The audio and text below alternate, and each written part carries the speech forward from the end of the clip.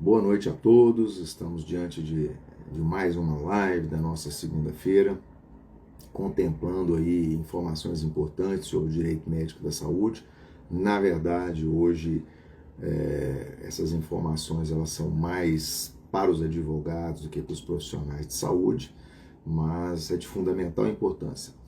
Na grande maioria delas, eu diria que quase na totalidade, elas se enquadram especificamente na atuação do advogado em qualquer causa, não obrigatoriamente do direito médico da saúde. Mas como a nossa expertise está voltada para o direito médico da saúde, esse é um objeto de questionamentos que eu faço muitas vezes, é um módulo específico da minha mentoria e são critérios que eu uso pessoalmente dentro do meu escritório com a minha equipe para que a gente possa ter o maior sucesso possível dentro das causas que envolvem o direito médico. E, obviamente, o sucesso das causas dependem da contratação. Então, essa live ela foi selecionada especificamente para trabalhar aí detalhes do que um advogado deve fazer, tá? Dentro do direito médico da saúde, quando um cliente chega até você. Obviamente que quando eu digo que você deve fazer, o oposto é exatamente o que não se deve fazer. E eu acho que eu vou tentar ser aqui o mais claro possível para nós podermos transcorrer com a maior clareza possível acerca do assunto. Vários foram os quesitos que eu elaborei, é lógico, nós podíamos ficar aqui durante muito tempo, mas vou tentar ser sucinto e trabalhar os principais. O primeiro de todos os quesitos é ouvir o cliente com atenção. Esse é fundamental. Ouvir o cliente com atenção significa se atentar a todos os detalhes da narrativa do cliente. Anotar todos esses detalhes. Se necessário, através de uma análise que vai precisar ser realizada, muitas vezes se reunir com o cliente mais de uma vez, antes de se ter um juízo de valor, para poder discutir com o cliente sobre as condições daquela ação.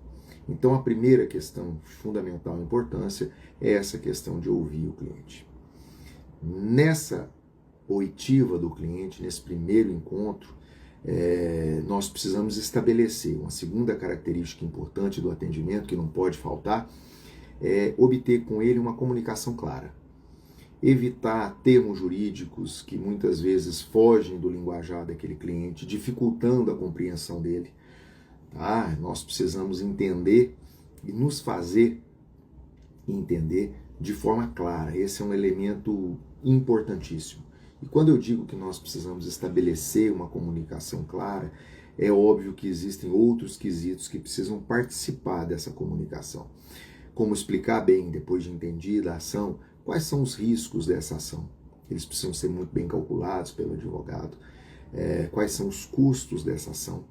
Tá, isso é de fundamental importância. O cliente precisa estar preparado para entender quais são os custos iniciais, se houverem, e os eventuais custos sucumbenciais, se por um acaso essa ação não tiver provimento favorável a ele. Tá?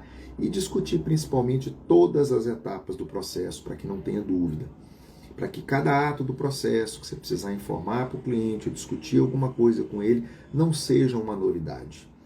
Tá? Então, essas etapas naturais do processo, elas precisam ser discutidas a todo momento com esse cliente. E o primeiro encontro é um encontro importantíssimo para deixar claro para ele que você vai ser o mais transparente possível em tudo que acontecer e, obviamente, precisando aí da orientação do cliente em muitas outras circunstâncias.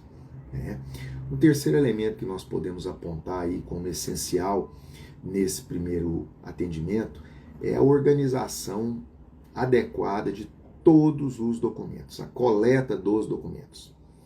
Esses documentos, que na maioria das vezes são documentos médicos, existem outros documentos também, muitas vezes comunicações que foram realizadas pelo WhatsApp, por telefone, gravadas, ou até mesmo através de e-mails, né? Nós precisamos transformar isso em documentos juridicamente viáveis, né? Se não tiverem, preparar, coletar, analisar adequadamente, né? E para isso, a solicitação desses documentos ela precisa ser imediata. Assim, o cliente chega até você, te conta toda a história, você ouve aquela narrativa, tá? Organiza com ele toda a documentação, orienta inclusive na obtenção de algumas documentações, se porventura ele não as tiver, principalmente no que tange ao prontuário médico, né? Só esclarecendo que o prontuário é do paciente, que o médico é responsável pela guarda dele, né? O fiel depositário dele. Então não pode haver negativa da entrega, tá? Em condições normais. Então você deve orientar o cliente em relação a isso e orientar todos os documentos que são essenciais para poder fazer uma análise acurada, adequada de tudo que envolve aquela narrativa e aquela ação. Seja ele uma ação a ser proposta ou uma ação a ser contestada que foi proposta por alguém e nós temos que entrar no processo e replicar, né? Um quarto elemento seria a análise prévia do caso. Eu normalmente costumo receber o cliente e analisar os documentos e ao fazer a análise prévia do caso, depois eu sento com ele e discuto qual foi a minha impressão daquilo tudo. Tento traçar uma expectativa de como pode cursar aquela ação, sempre me colocando na ação do advogado do cliente, mas nunca esquecendo o que pode acontecer na parte oposta e a interpretação por parte do magistrado. Eu acho que o advogado diligente ele precisa estar atento a todas essas questões e se colocar nas três posições da triangulação processual, como advogado do cliente, da outra parte e como magistrado. Porque você precisa analisar o que pode ser argumentado dentro daquilo que você vai arguir, dentro daqueles documentos que você vai apresentar, para que não haja nenhuma surpresa. E essa análise prévia, ela tem que ser muito bem associada àquela comunicação adequada com o paciente, com o cliente, perdão. Porque nós precisamos deixar claro para ele que qualquer lacuna, qualquer falha na informação do cliente para com você, advogado, isso pode causar dentro do processo uma surpresa inesperada e mudar os rumos da defesa ou os rumos daquela ação. Então é importantíssimo que o cliente seja o mais claro possível, o mais honesto possível e que ele fique ciente de que toda e qualquer informação que não foi devidamente passada para o advogado, ela pode trazer repercussões negativas e, no meio do processo, muitas vezes o advogado não vai ter mais o que fazer, dependendo do estágio em que tiver essa ação. Então, essa análise prévia ela é importante para o estudo do caso e para que o advogado não atue de forma, como vou dizer, sob pressão. O cliente precisa, eu preciso resolver esse problema, me atende. Não, tudo tem o seu tempo, tem a sua calma. Às vezes é uma ação que o prazo já está correndo. Nós temos um prazo, às vezes, curto, que ele demorou a te procurar ou ouviu uma opinião antes, está ouvindo uma segunda opinião, o que é válido, eu acho que é prudente dentro do direito médico. Na verdade, é quando se procura uma prestação de serviço, não é só no direito, mas nós advogados, precisamos ter embasamento técnico, porque as ações envolvendo direito médico são técnicas. Elas não são meramente jurídicas, como nós já informamos em diversos posts, inclusive em algumas lives que nós já fizemos, né? Então esse é um elemento importante. Uma outra característica que não pode ser esquecida é que, caso o paciente resolva contratar o seu escritório, os seus serviços, nós precisamos formalizar essa contratação. E nessa formalização, que deve ser feita através de um contrato específico, ali deve estar especificado qual que é o escopo do trabalho, quais são os limites da atuação do advogado, para que não haja, em qualquer momento futuro, a arguição de que, mas eu não sabia que isso não estava incluído. Via de regra, nós trabalhamos com ação desde o início até a última instância, trabalhando com todos os recursos. Mas existem advogados, escritórios e clientes que optam por trabalhar por etapas, tá? Mas isso precisa ficar muito bem especificado no contrato para não gerar expectativas, né, que possam frustrar tanto o cliente quanto o advogado, principalmente no que tange aos custos, porque, como foi dito anteriormente, naquela nossa conversa inicial com o paciente, Os custos do processo eles precisam ser muito bem esclarecidos, né? Pelo menos levantados de uma forma a atingir a maior assertividade possível. É óbvio que podem haver desdobramentos, mas o cliente precisa estar ciente disso, né? E principalmente esclarecer para o cliente quais são as formas de pagamento daqueles honorários que foram contratados. Isso também é importante, precisa ficar constado no contrato. Nós exigimos, né, dentro da nossa mentoria, que os nossos alunos eles sejam diligentes na advocacia preventiva, solicitando para os clientes médicos, odontólogos, fisioterapeutas, que formalizem o contrato de prestação de serviço. E nós, advogados, não podemos fazer diferente, muito pelo contrário. Temos que seguir essa mesma linha de raciocínio. Um outro elemento que é fundamental, independente da contratação ou não, é a confidencialidade do caso. Nós estamos lidando com dados sensíveis, nós estamos lidando com dados que são protegidos pela LGPD, e mesmo se essa lei não viesse, né, a vigorar, o próprio Código de Ética Médica fala sobre sigilo profissional, o Código da Ordem dos Advogados do Brasil fala sobre sigilo profissional, o Código Penal fala, o Código de Processo fala. Então, assim, a LGPD ela veio para sedimentar algumas regulamentações e normas já existentes, e ela se tornou uma norma específica. Então, a confidencialidade dos dados ela é fundamental. Então, nós temos que evitar de discutir esses casos e particularidades em ambientes impróprios, principalmente com pessoas que não são da equipe, que não estão envolvidas naquele caso.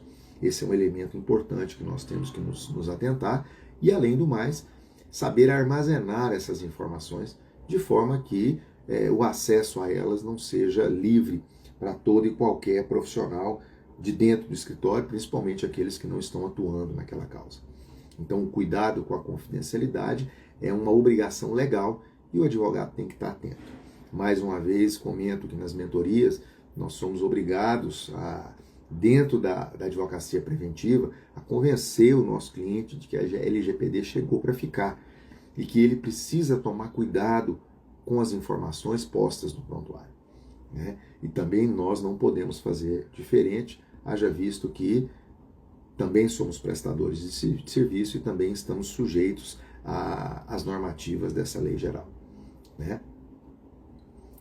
Uma outra característica que é importante, não pode ser diferente, não pode faltar, é que o profissional precisa demonstrar empatia, precisa demonstrar profissionalismo, né?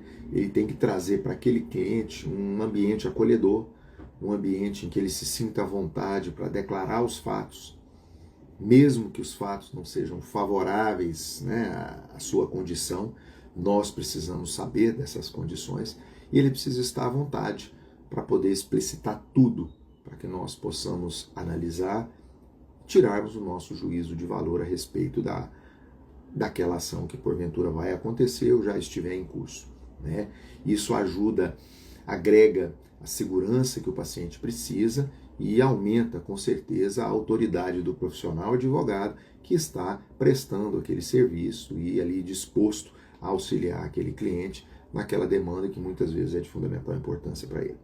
Principalmente se nós estivermos diante de um cliente que não seja o paciente, que seja o profissional. E principalmente se aquela demanda for uma demanda que houver uma possibilidade de êxito para o profissional. Um risco inerente mal interpretado, por exemplo, como o erro médico. Nós estamos falando de reputações. Então, a autoridade do profissional, a segurança que o cliente precisa sentir, ela tem que estar presente desde o primeiro momento em que ele senta com aquele profissional advogado e que eles começam a discutir as nuances e as particularidades daquele caso concreto. Isso para nós é fundamental e para todo atendimento, esse é um elemento que não pode faltar, né, na prática de uma boa advocacia, de uma advocacia ética e pautada pela excelência, né? E, contudo, um outro elemento, em vista de tudo que já foi comentado, nós precisamos estabelecer para aquele cliente, após toda a análise, estabelecer expectativas que sejam realistas daquele caso concreto, mesmo que sejam desfavoráveis. Nós não podemos dizer para o paciente, para o cliente, em momento algum, que aquela causa está ganha ou que aquela causa está perdida. Nós temos que analisar os documentos, as situações fáticas, as provas que já são pré-constituídas, discutir as possíveis provas que podem ser produzidas ao longo do processo, né? E traçar uma realidade, uma expectativa realista. Isso é fundamental, para que depois o cliente não diga para você que você não o alertou, que você deu falsas esperanças, né? Isso aqui seria mais ou menos como o termo de consentimento informado, né? As informações, elas são obrigações legais que nós precisamos passar para os nossos clientes. E nós não podemos brincar com a reputação dos pacientes, dos clientes, médicos e profissionais, porque simplesmente o risco daqueles pacientes, daqueles clientes, são os riscos dos profissionais que os estão representando. Então, da mesma forma que eu posso expor a reputação de um profissional médico, eu estarei expondo a minha reputação como advogado. E isso é inadmissível na boa advocacia.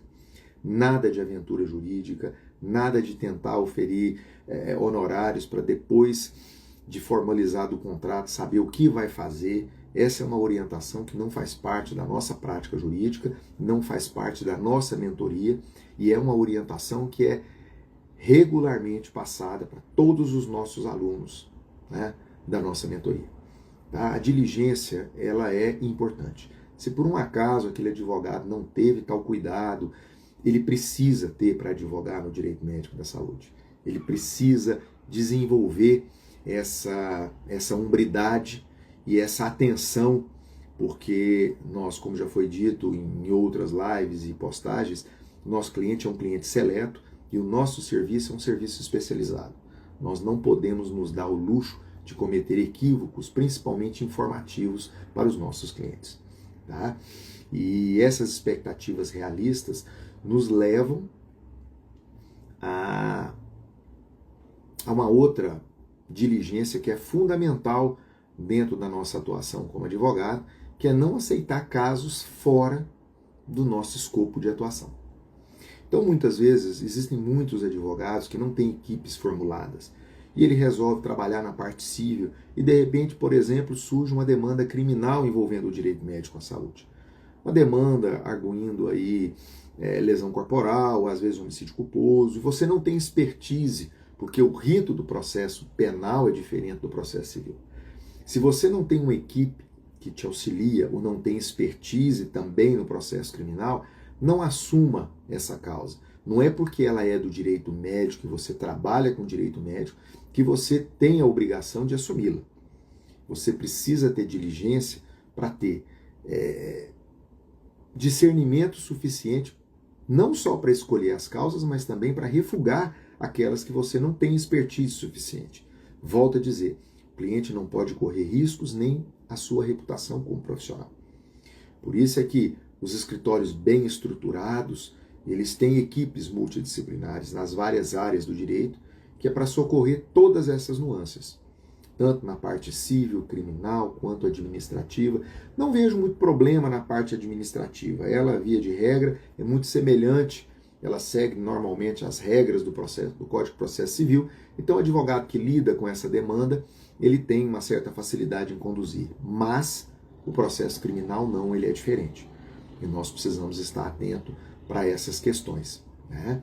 E, por último, imagino que não é preciso lembrar aos colegas advogados que nós precisamos registrar todos os nossos encontros com os nossos pacientes.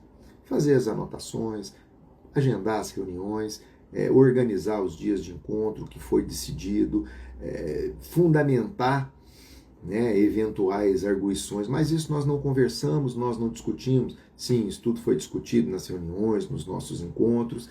Às vezes estabelecer com o cliente uma comunicação eletrônica via WhatsApp, fazendo o registro e guardando o registro de todas as informações para evitar qualquer problema.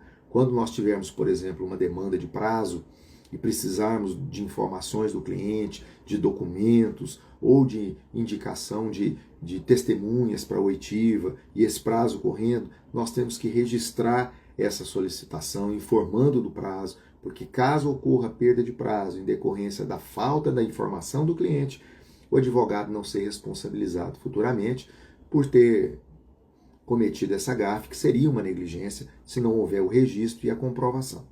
Volto a dizer, esse registro é muito semelhante àquele que nós lutamos muito para não ser negligenciado, que é o termo de consentimento informado.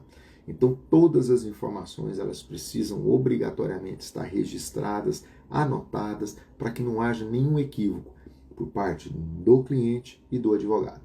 Via de regra, eu anoto os prazos, anoto em agenda, coloco a equipe atenta para ficar cobrando, para ficar diligenciando o cliente. Olha, nós precisamos daquela informação, olha, tal documento, o prazo está correndo para isso. Porque quando o prazo diz respeito apenas à manifestação do advogado, é de responsabilidade dele. Mas muitas vezes a nossa manifestação depende da participação do nosso cliente. E isso é preciso, é fundamental que seja registrado para que não haja nenhum equívoco, né? Esses registros eles são importantíssimos, como já foi dito, para nos auxiliar na comprovação da sua diligência com aquela causa.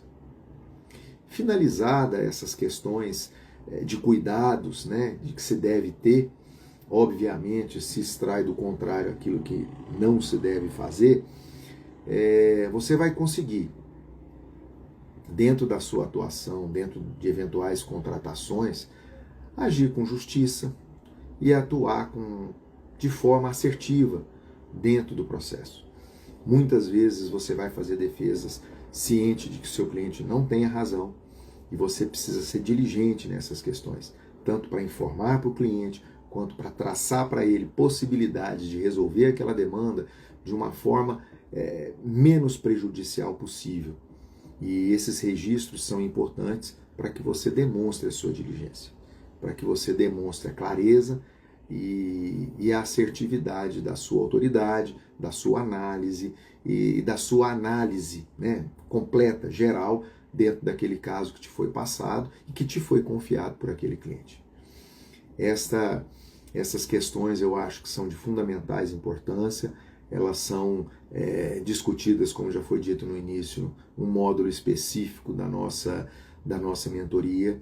Nós costumamos doutrinar aqueles alunos que não foram acostumados com tal diligência ou que estão acostumados com diligência diversa, porque no direito médico e da saúde ele precisa realmente de ter essa atenção.